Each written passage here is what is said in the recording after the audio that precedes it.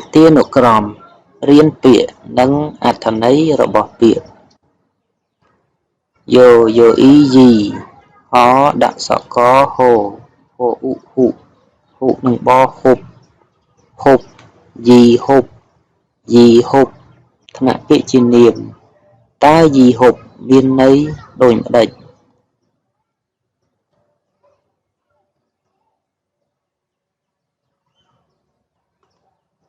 យីហុបថ្នាក់ពាក្យជានាមមានន័យថាឈ្មោះឈើផ្កាមួយប្រភេទឈ្មោះឈើផ្កាមួយប្រភេទ